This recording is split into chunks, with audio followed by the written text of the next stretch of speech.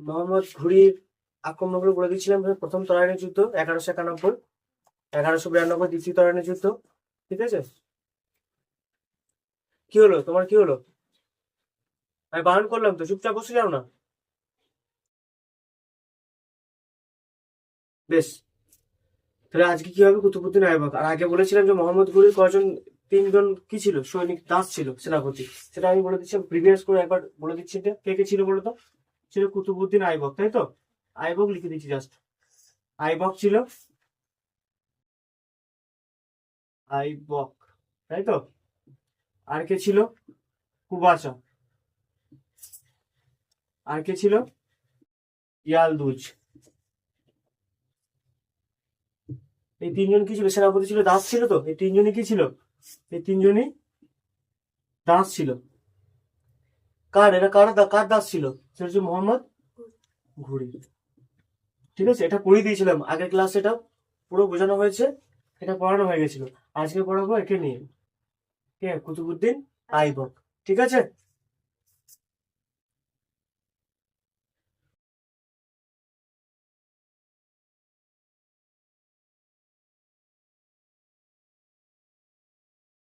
কে? কুতুবুদ্দিন আইবক। ঠিক আছে, তিন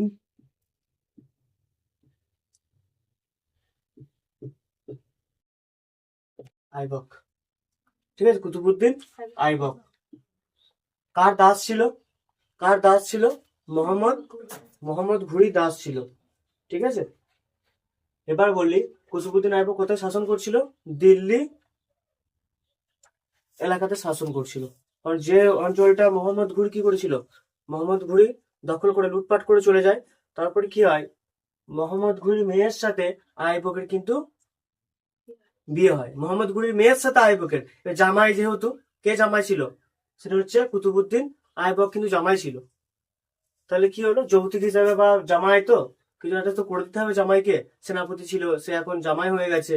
তাকে কি করেছিল না, দিল্লি মানে যে এলাকাটা ছিল সেটা কি বলে, তুমি এবার ওখানে শাসন করো। আর বাকি যে দুজন ছিল সেটা হচ্ছে ইয়ালদুজ আর কুবাচা। তারা কি করেছিল, তারা ওই বাকি যে এলাকাগুলো ছিল, যেমন হচ্ছে মুলতান ছিল, তারপরে হচ্ছে আরো গাজনি যে এলাকাগুলো ছিল, তারা কিন্তু এখানে শাসন করছিল। বোঝা গেছে?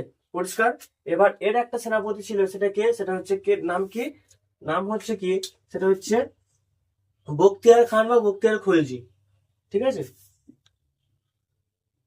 বখতিয়ার বখতিয়ার খান। ঠিক আছে, এ কি করেছিল, এ বাংলা বিহার শাসন করছিল। কোথায় কোথায় কোথায় কোথায় শাসন করছিল? বাংলা, বিহার। বেশ, নালন্দা যে বিশ্ববিদ্যালয় আছে, নালন্দা বিশ্ববিদ্যালয় কোথায় আছে? বিহারে। ঠিক আছে, কিন্তু ধ্বংস করে দিয়েছিল, পুড়িয়ে দিয়েছিল এখানে, পুরো ধ্বংস। এই বিশ্ববিদ্যালয়টা পুরো কে ধ্বংস করে দিয়েছিল? বখতিয়ার। বেশ, এটা পরিষ্কার?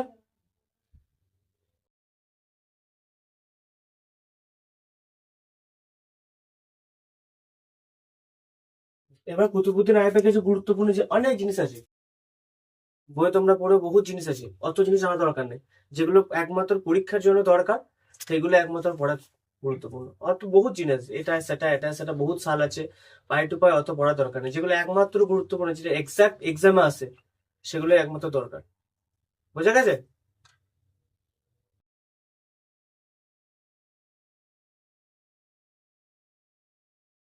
সময়কালটা কখন? 1200 কত থেকে? 1206 থেকে, 1206 থেকে কত? 1210 খ্রিস্টাব্দ। এই টাইমটাতে কি করেছিল, এই সময়টাতে শাসন করেছিল। কখন কখন? 1206 থেকে 1210 খ্রিস্টাব্দ। ঠিক আছে, বেশ।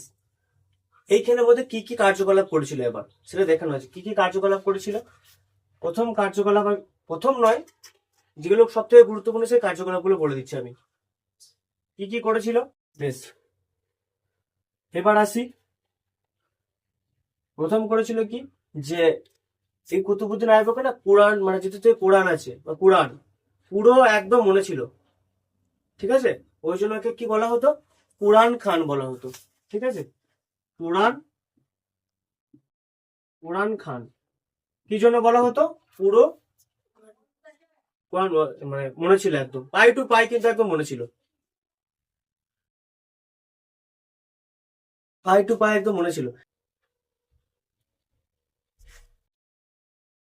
বেশ, তাহলে কি পুরো কোরআনটা মনে ছিল, মানে মুখস্থ ছিল একদম, এই জন্য কি বলা হতো? যে কোরআন খান বলা হতো। মনে আছে? বোঝা যাবে।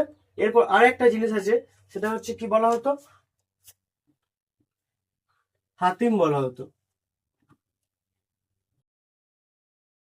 ঠিক আছে? হাতিম বলা হতো। কেন বলা হতো? কেন বলা হতো হাতিম? গরিবদের খুব উপকার করতো, যারা গরিব মানুষজন ছিল, দুস্থ মানুষজন ছিল, তাদের খুব কি করতো? উপকার করতো। ওই জন্য কি বলা হতো? হাতিম বলা হতো। অনেক বইয়ে আরো অনেক কিছু লেখা আছে, কিন্তু মেন টার্মসটা কিন্তু হাতিম। বুঝে গেছে? কি বলা হতো? হাতিম বলা হতো। গরিবদের খুব উপকার করতো, সবসময় গরিবদের খুব উপকার করতো, ওই জন্য হাতিম বলা হতো। বেশ, আর কি বলা হতো? আর কি বলা হতো? লাখ বক্স। কি জন্য লাখ বক্স বলা হতো? না, গরিবদের কি করতো? লাখে দান করতো। ঠিক কি করতো? লাখে সে দান করতো। বোঝা গেছে? ওই জন্য বলা হতো কি? লাখ বক্স। এই তিনটে কিন্তু বলা হতো, কোরআন খান, হাতিম আর লাখ বক্স। পুরো কোরআনটা মনে ছিল, মুখস্থ ছিল, ওই জন্য বলা হতো কি? কোরআন খান। গরিবদের খুব উপকার করতো হাতিম। আর হচ্ছে যে লাখ বক্স, লাখ বক্স মানে লাখে দান করতো। বুঝা গেছে? ওই জন্য বলা হতো লাখ বক্স। কাকে বলা হতো? এটা হচ্ছে কুতুবুদ্দিন আইবক। সময় কত? 1206 থেকে 1210। 1206 সিংহাসনে বসেন, দিল্লির সিংহাসনে। আর হ্যাঁ, এই পর্যন্ত পরিষ্কার।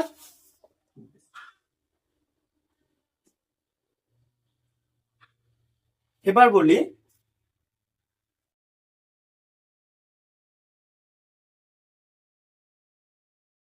আর একটা জিনিস বলে দিই, রাজধানী কোথায় ছিল?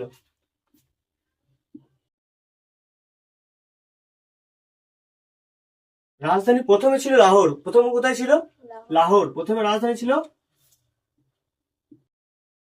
লাহোর। পরবর্তীকালে কিছুদিন পর, শাসন 2 বছর পর, তারপরে কোথায় নিয়ে যায়? দিল্লিতে। কোথায় নিয়ে যায়? রাজধানী স্থানান্তর করে দিল্লি নিয়ে আসে। ঠিক আছে, রাজধানী স্থানান্তর করে কোথায় নিয়ে আসে? তাহলে প্রথম কি বলবো তোমরা? প্রথম যদি কোয়েশ্চেন করে যে রাজধানী, প্রথম রাজধানী কোথায় ছিল, সেটা হচ্ছে কিন্তু লাহোরে। পরবর্তীকালে রাজধানী শাসন কার্যের সুবিধার জন্য, যেহেতু উনি দিল্লিতে সিংহাসনে বসেছিলেন, দিল্লি কার্য, তখন রাজধানী স্থানান্তর করে কোথায় নিয়ে আসে? দিল্লিতে। লাহোর থেকে দিল্লিতে পরবর্তীকালে নিয়ে আসে। প্রথম ছিল লাহোর, দ্বিতীয় হচ্ছে দিল্লি। বোঝা গেছে? পরিষ্কার। এবার আসি যে কি কি কার্যকলাপ করেছিল মেন মেন। মুদ্রা, যেমন আগে পরবর্তী শাসকে পড়াবো, যেমন মুদ্রা বার করেছিল অনেক। আমাদের যেমন টাকা হয় না, কয়েন কয়েন, ঠিক আছে, ওই কয়েন কিন্তু পাস করেনি। যেমন আগেকার প্রথা চলছিল, সেই প্রথায় চলে আসছিল ওর সময় থেকে। ও কিন্তু কোনো মুদ্রা বার করেনি, টাকা পয়সা মুদ্রা কিছু কিন্তু বার করেনি। বোঝা গেছে? কোনো কিছু বার করেনি। বেশ, এবার কি কি মসজিদ, মানে কি কি স্থাপত্য কার্যকলাপ করেছিল, বিল্ডিং যেটা বলতে গেলে। প্রথম করেছিল কি? প্রথম যেটা সব থেকে গুরুত্বপূর্ণ, সেটা হচ্ছে কুতুব মিনার। কি করেছিল? কুতুব মিনার। কুতুব কুতুব মিনার। বোঝা গেছে? প্রথম হচ্ছে কুতুব মিনার। কার উদ্দেশ্য করেছিল? একটা শিষ্য ছিল, মানে গুরু ছিল, খাজা কুতুবুদ্দিন বখতিয়ার কাকি। তার উদ্দেশ্যে কি করেছিল?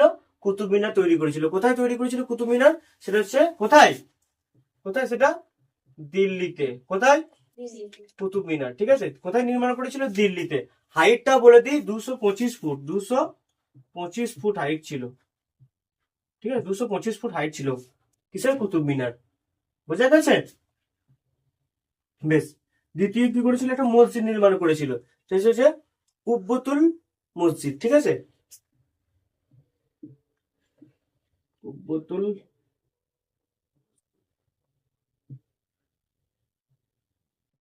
এটা হচ্ছে আজমিরে। কোথায়? আজমির।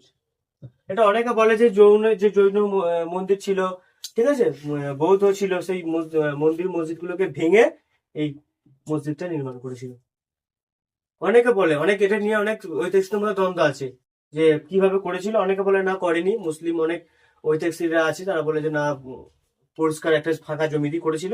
অনেকে বলে যে না, বিভিন্ন যে জৈন মন্দির ছিল, বৌদ্ধ ছিল, সেগুলোকে কি ভাঙার পর তারপরে এই মসজিদটি নির্মাণ করে। বোঝা গেছে? পরিষ্কার? তাহলে কুতুব মিনার আর কুব্বতুল মসজিদ। আর একটা হচ্ছে আড়াই দিন কা ছোপড়া। ঠিক আছে, আমি এরকম করে লিখি, আড়াই দিন কা। এটাও দিল্লিতে ছিল। কোথায় ছিল?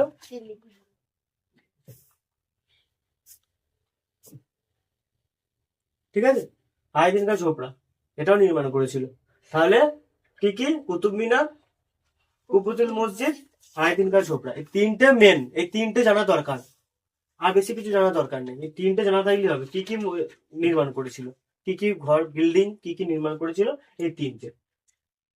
বোঝা গেছে? পুরো পরিষ্কার?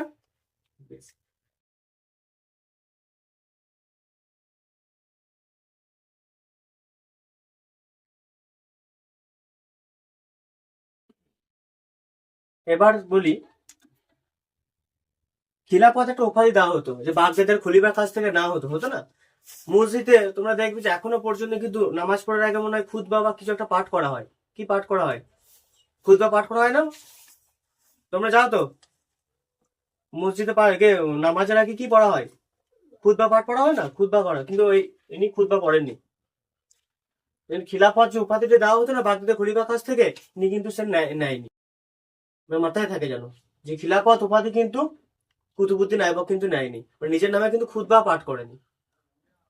এখনো দেখবো, তোমরা তোমরা তো মসজিদ যাও না, মেয়েরা তো মসজিদ যাওয়া হয় না, মানে তোদের নিয়মে। বেশ। আর তোমরা দেখবে যে মসজিদে যাওয়ার ওরা জানে ভালো, নামাজ পড়ার আগে খুতবা পাঠ করা হয়, কিন্তু ও সেটাও পড়েনি। কুতুবুদ্দিন আইবক সেটাও পড়েনি। পরিষ্কার? আর কি আছে? বেশ, খুতবা হলো, মিনার গুলো বলে দিলাম। এরপর আছে কি? এরপর আছে যে ওর সময়ে কে কে লেখক ছিল, কে কে? দুজন লেখক ছিল গুরুত্বপূর্ণ। একটা হচ্ছে কি বলে, কেউ জানো লেখক? হাসাম বা হাসান, হাসাম হাসাম নিজামি বা হাসান নিজামি। কি লিখেছিল?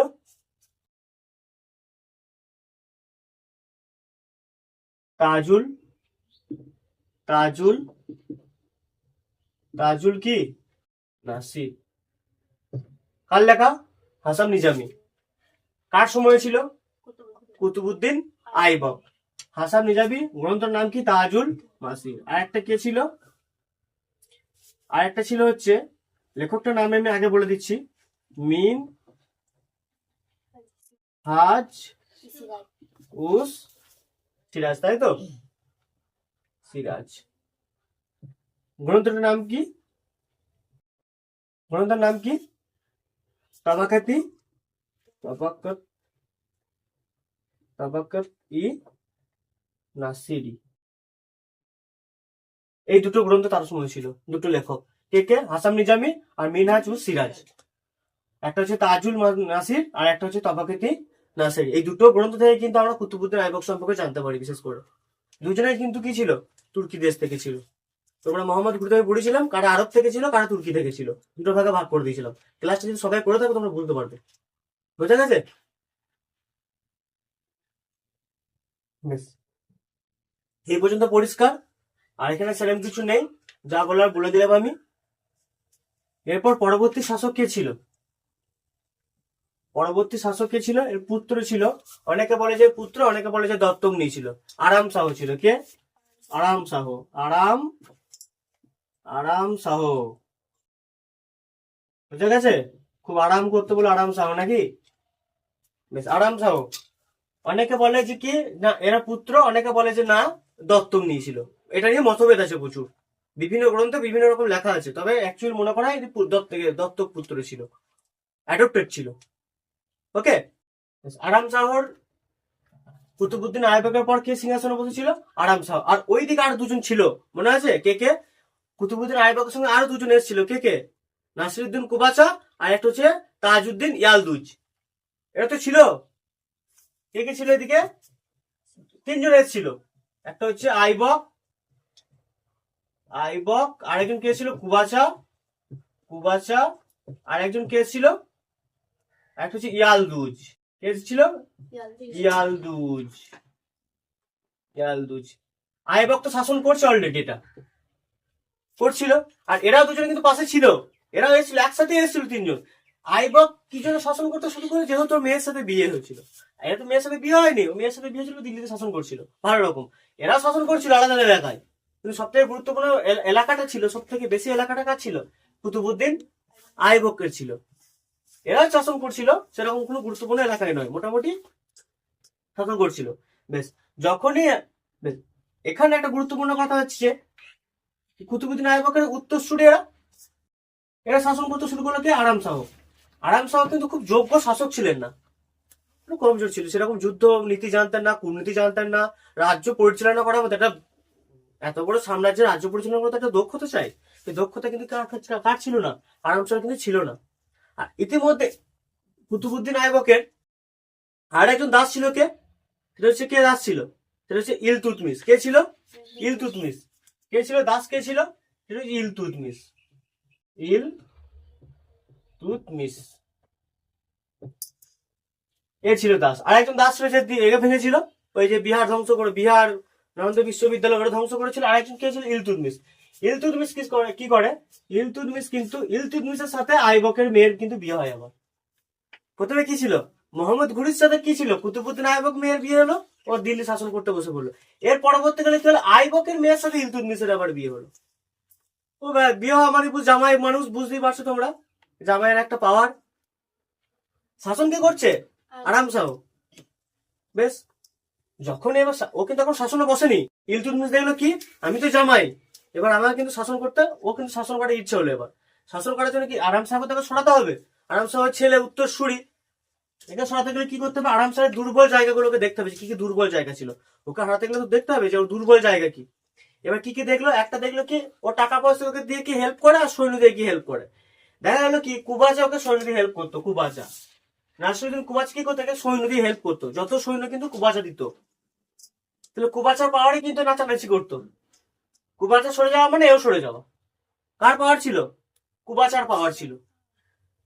বেশ, কি করলো? এই দুজনকেই একদম জলে ডুবিয়ে হত্যা করেছিল, একদম ঘাড় ধরে জলে ডুবিয়ে একদম দুজনকে হত্যা করে। কাকে? আগে আরাম শাহ। আর আরাম শাহ তো কিছুই ছিল না, এবার অপদার্থ ছিল, শাসন করার মতো কোনো ক্ষমতাই ছিল না। সারাদিন ওই ঘুরে বেড়াতো আর আরাম করে বেড়াতো, নাচ গান দেখে বেড়াতো, কোনো কিছু ছিল না। বয়স কম ছিল। ঠিক আছে, কে ছিল তাহলে? কুবাচা আর হচ্ছে আরাম শাহ।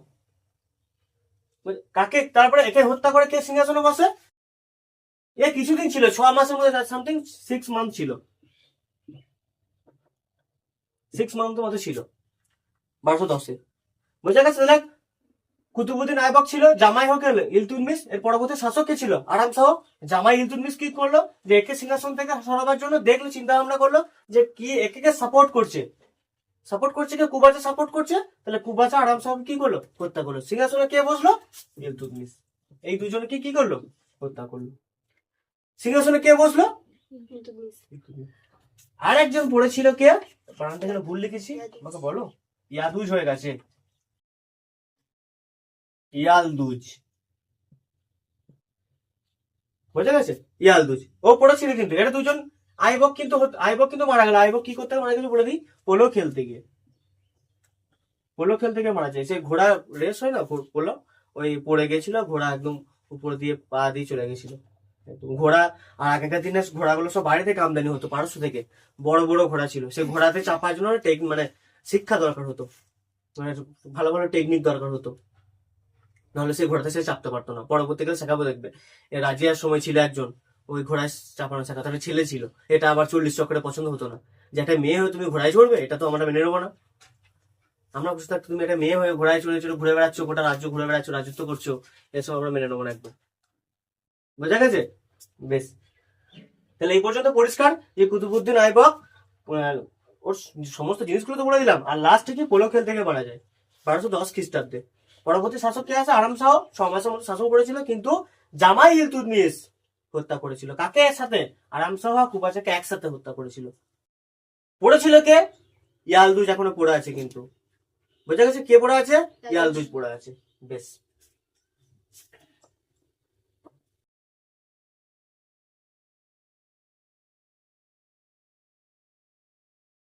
এবারে কি আসি, এটা হচ্ছে ইলতুৎমিশ।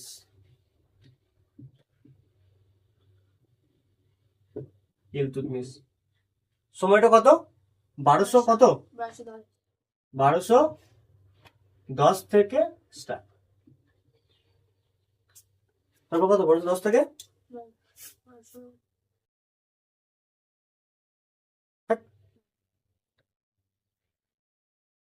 আসছি। 1210 থেকে কি সিংহাসনে বসে, বুঝা গেছে? 1210 থেকে সিংহাসনে বসে। বেশ, কোথায়? দিল্লিতে সিংহাসন করতে বসে। কোথায় বসে? দিল্লিতে। কাকে হত্যা করে বসে? আরাম শাহকে হত্যা করে কিন্তু দিল্লিতে সিংহাসনে বসে। এরপর আসি যে গুরুত্বপূর্ণ কাজগুলো কি কি, বলছে গুরুত্বপূর্ণ কি কি কাজ। বেশ, গুরুত্বপূর্ণ কি কাজ করেছিল? দু রকমের মুদ্রা বার করেছিল, একটা হচ্ছে রৌপ্য মুদ্রা, একটা হচ্ছে রাম্য মুদ্রা। রৌপ্য মুদ্রার নাম কি? একটা হচ্ছে রৌপ্য মুদ্রার নাম হচ্ছে টঙ্কা। কি ছিল? টঙ্কা। এটা কি মুদ্রা? রৌপ্য মুদ্রা। দু রকমের মুদ্রা বার করেছিল। আর একটা মুদ্রা হচ্ছে কি? জিতল। কি ছিল? জিতল। এটা হচ্ছে ত্রাম্য মুদ্রা। এটা কি ছিল? ত্রাম্য মুদ্রা বা তামার মুদ্রা। আর এটা ছিল রূপার মুদ্রা, রূপোর মুদ্রা। এটা দু রকমের মুদ্রা, ঠিক আছে? একটা হচ্ছে টঙ্কা, একটা হচ্ছে জিতল। প্রথম কাজ। আর একটা কি ছিল? কুতুবউদ্দিন আইবক চালু করেছিল কুতুব মিনার, কিন্তু কাজটা কিন্তু শেষ করতে পারেনি। কাজটা কিন্তু এখনো বাকি ছিল। সেই বাকি কাজটা কি শেষ করেছিল কে? বাকি কাজটা কে শেষ করেছিল? ইলতুৎমিশ শেষ করেছিল। কি কাজ? কুতুব মিনার। কুতুব মিনারের কাজটা কে শেষ করেছিল? ইলতুৎমিশ শেষ করেছিল। ও তো শুরু করে দিয়েছিল কিন্তু শেষ করতে পারেনি। তার আগে কিন্তু ওই ঘোড়াতে পোলো খেলতে গিয়ে মারা যায়। তারপরে বাকি কাজটা কে শেষ করেছিল? কুতুব মিনার শেষ করে কে? ইলতুৎমিশ। বুঝে গেছে? আর একটা গুরুত্বপূর্ণ কাজ করেছিল, সেটা কি কাজ করেছিল? ইকতা। কি করেছিল? ইকতা। কি? ইকতা। ইকতা প্রথা। ইকতা প্রথাটা অ্যাকচুয়ালি হচ্ছে কি? ইকতা প্রথা কি? ইকতা প্রথা হচ্ছে যে কি হতো, জমি আগে ছিল সামন্ত প্রথা, মানে অ্যানসিয়েন্ট হিস্ট্রিতে কি ছিল? সামন্ত প্রথা। জমি কাজ করছো, তার বদলে এখন কি হয়? কাজ কোনো কেউ কাজ করলে বা কেউ কোনো চাকরি করলে কি হয়? মাইনে দেওয়া হয়, নগদ টাকায় বেতন দেওয়া হয়, তাই তো? নগদ টাকায় বেতন দেওয়া হতো। কিন্তু ইকতাতে কি হলো না? বেতন দেওয়া হবে না। কি হবে? জমি দিয়ে দেওয়া হবে। সেই জমিতে তুমি চাষ করে খাও, তুমি জীবনযাপন করো। তোমাকে আমি এটা বললাম, তুমি আমার কাছে কাজ করো, তুমি আমার খাতাপত্র দেখাশোনা করো, তুমি এখানে এই কাজ করো, পরবর্তী তোমাকে কি দেবো?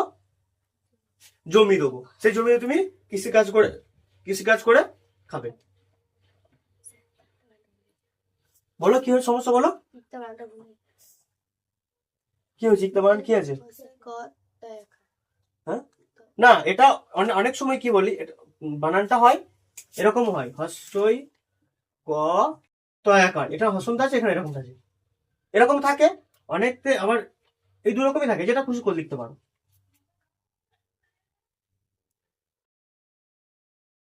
বুঝতে গেছে? তাহলে ইকতা তোমার তনখা জিতল চালু করেছিল, কুতুব মিনারা কাজ শেষ করেছিল, আর ইকতা প্রথা চালু করেছিল, যেটা কি মাইনের পরিবর্তে, নগদ বেতনের পরিবর্তে কি হতো? জমি দেওয়া হতো। এই জমি নিয়ে অনেক দ্বন্দ্ব আছে। এমন এমন জমি দেওয়া হতো, পরবর্তীকালে শোনা গেছে যে কিছু কিছু শাসককে এমন জমি দেওয়া হচ্ছে না, চাষ হতো না, জঙ্গল ছিল, গাছ কেটে তুমি আমার জমি তৈরি করে নাও গা, তোমাকে জমি আমি দিয়ে দিয়েছি, তুমি গাছ কাটবে, কি পরিষ্কার করবে, পাহাড়ি এলাকা সেই কেটে তুমি জমি তৈরি করো। এটা পরবর্তীকালে অনেক মতভেদ আছে এটা নিয়ে। কিছু কিছু জনকে খুব ভালো, যারা যোগ্য শাসক ছিল, মানে যোগ্য, মানে তোর দাস ছিল, তাদের কি করা হতো? এটা দেওয়া হতো। বোঝা গেছে? আর ভালো যারা, আর মোটামুটি কিছু জনকে জয় দেওয়া হতো, কি বলে তোর খারাপ জমি দেওয়া হতো। বোঝা গেছে? দাস বংশে এরকমই ব্যাপার। বেশ, তনকা জিতল, কুতুব মিনার, আর হচ্ছে ইকতা। বোঝা গেছে? বেশ,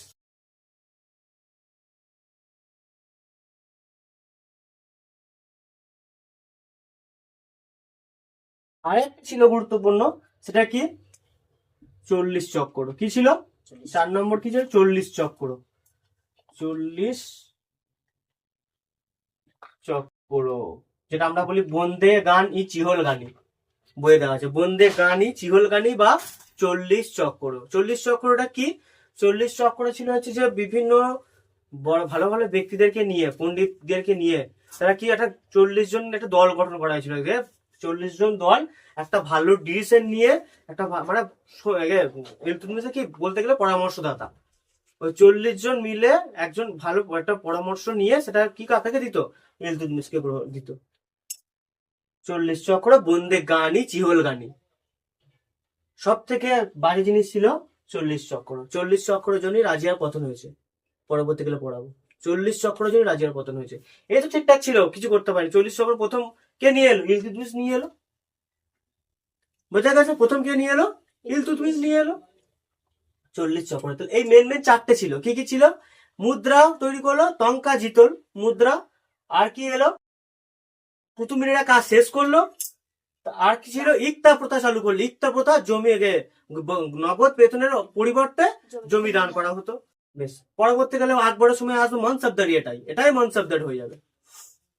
বেশ, আর এটা কি ছিল, 40 চক্র বা বন্দে গানি চিহল গানি, বুঝা গেছে? এটা হচ্ছে 40 জন সদস্য মিলে একটা দল গঠন করা হয়েছিল, যেটা ইলতুৎমিশকে কি করতো, পরিষ্কার এই পর্যন্ত।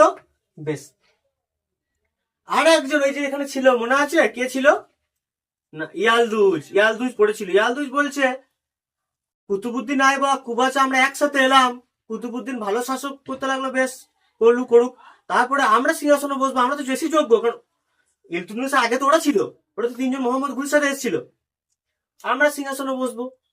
ঠিক আছে, ইলতুৎমিশ কি করে সিংহাসনে বসে, আমরা তো মেনে নেবো না, মানে আমি তো মেনে নেবো না, কারণ কুবাচাকে তো অলরেডি হেড তো করে দিয়েছে, আমি তো মেনে নেবো না। তো ইলতুৎমিশের প্রথম শত্রু কে ছিল, ওরা 3জন ছিল, তার মধ্যে কিন্তু আরাম শাহকে আর কিন্তু একে কুবাচাকে অলরেডি হত্যা করে দিয়েছে। আর একজন বাকি ছিল ইয়ালদুজ। ইয়ালদুজ কি করলো, বলছে আমি মেনে নেবো না, আমি তোমাকে হাঁটিয়ে দেবো। এই নিয়ে লড়াই হয়। কত সালে লড়াই হয়, সেটা হচ্ছে 1215 খ্রিস্টাব্দ, 1215 খ্রিস্টাব্দে। কি যুদ্ধ,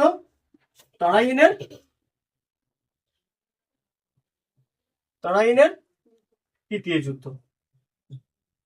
কার সাথে, ইয়ালদুজের সাথে,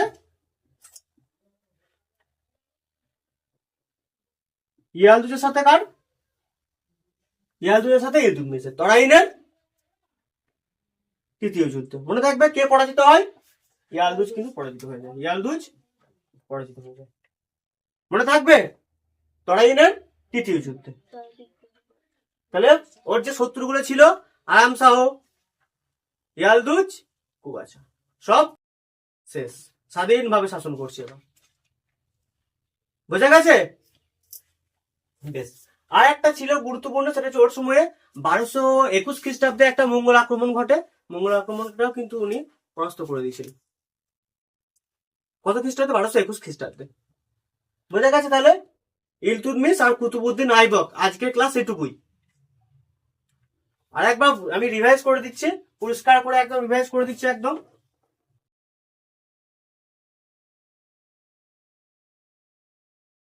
প্রথম দাস বংশ প্রতিষ্ঠা করা কুতুবুদ্দিন আইবক 1210 খ্রিস্টাব্দে, 1206 খ্রিস্টাব্দে, 1206 খ্রিস্টাব্দে প্রতিষ্ঠা করে। তারপর দাস বংশ আস্তে আস্তে চলতে থাকে। বোঝা গেছে? প্রথম কে প্রতিষ্ঠা করে, কুতুবুদ্দিন আইবক। কুতুবুদ্দিন আইবক এবার সিংহাসনে কে বসে, আরাম শাহ, তারপর হচ্ছে ইলতুৎমিশ।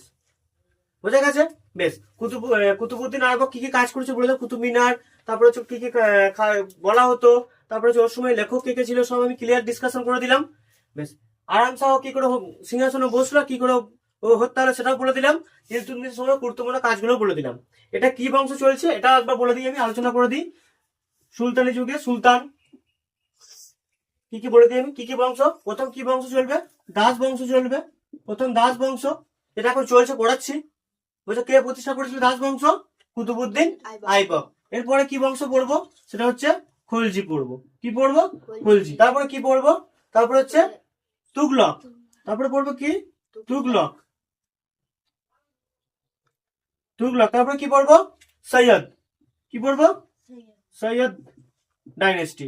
তারপরে কি পড়বো, তারপরে হচ্ছে লোদি। তারপরে কি পড়বো, লোদি। তাহলে প্রথমে আমরা কি পড়ছি, এখন দাস পড়ছি, কুতুবুদ্দিন আইবক প্রতিষ্ঠা করেছিল।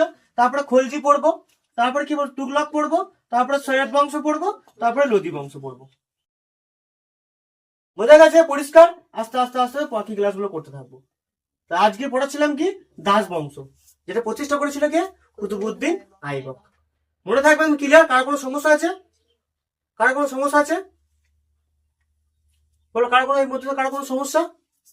এর পরের দিনে ইলতুৎমিশ কি করে হত্যা হয়েছিল আর রাজিয়া কি করে শাসন করতে শুরু করলো, এর পরে ডিসকাশন করবো। একটা ক্লাস অত দিলে সব মাথার উপর দিয়ে হেলিকপ্টারের মধ্যে বেরিয়ে যাবে। বুঝতে পেরেছো? আর একটা জিনিস বুঝতে পারলে তো, জি ব্যাস, জামাইয়ের কত আদর যত্ন। মোহাম্মদ ঘুরির জামাই সিংহাসনে বসলো, কুতুবুদ্দিনের জামাই ইলতুৎমিশ সিংহাসনে বসলো, সব মেয়েদের কেস। বুঝলো না? যদি বিয়ে হতো ইলতুৎমিশ এত রাজত্ব করতে পারতো, কি হলো?